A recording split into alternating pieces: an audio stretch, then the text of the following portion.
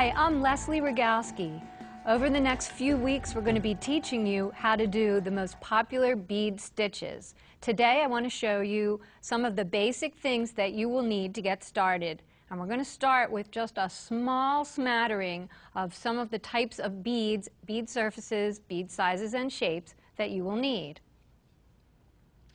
I want to show you some of my favorite surfaces and sizes and shapes.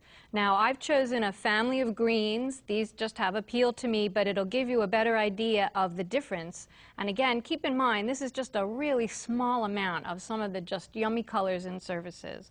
We're going to start over here with opaque size 11s. These are cylinder beads. These are size 11s too, but they're round and they have a matte satin finish. We're going to get a little bigger, size 8s. These are a matte finish in this beautiful forest green color. The next container down are actually cubes. They're a high green moss metallic surface. All of these beads have very uniform large holes for multiple passes of thread, which is important when you do seed bead work. These hexes here are just gorgeous. They're a nickel-plated moss green color. These are actually teardrop shapes. They're called magatomas, and they're lined with silver, a translucent, beautiful teal blue. Another hex shape, a color-lined green. These are a size 8, so are the hexes. These are a size 8 in something called matte raku, and you can see they have this kind of iridescence almost in a matte color, size 8s. Teeny weeny tiny beads. These have a facet cut off one side. They're called charlottes. These are size 12. And down here we have gorgeous 4mm cubes in a marbled turquoise surface. Now let's talk about bead sizes. We start very small. These are 15s and they go even smaller, but these are 15s. They're round, they're very uniform. Here we have 11s, so you can see they're getting slightly bigger. Size 8s, again, notice the large holes because you can pass your needle and thread through multiple times. We have size 6s. Then we have hexes again up here in size 8s.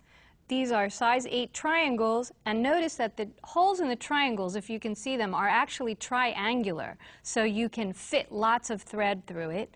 Bugles are measured by their length. These are 9mm, and again you have cubes. These are 4mm cubes. Now we're going to go on to other sizes and shapes of beads. The cylinder beads are very, very uniformly produced. These are size 11 ACOs. These are size 3.3mm ACOs. Look at the size and the uniformity of the holes. You can do some fabulous, fabulous beadwork with that. It makes up very fast. These are treasures, and they're also very uniform. They have a slight iridescence, but they're matte. So you can see there's just such a variety of things. I want to show you now some of the other tools you're going to need besides beads. First of all, you want to have a nice bead mat to work on because it keeps your beads from rolling and it'll keep the static down. You always want to have some kind of a beading thread you can work with. Colored thread that matches your beads, something nice and flexible. If you're doing a bead stitch that needs a little more body, you can go for a thread that has a little more stiffness, a thermally bonded beading thread. You always want to have something to measure your beads because you need to know the length of your bracelet. A bead scoop, of course a scissors to cut your thread. Next is needles. You want to make sure you choose a needle that's thin enough to go through the type of beads you use and long enough to be comfortable for you to hold. These happen to be a size 12 and they're 1.5 inches.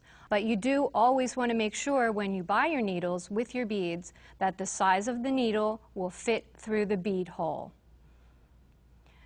Needles generally come in sizes 10, 12, and you can buy shorter ones for finishing up. Then bead stoppers will hold the ends of your beading thread to keep your beads from falling off. And of course you want something to store your beads. Next week we're going to teach you flat peyote. We hope you join us.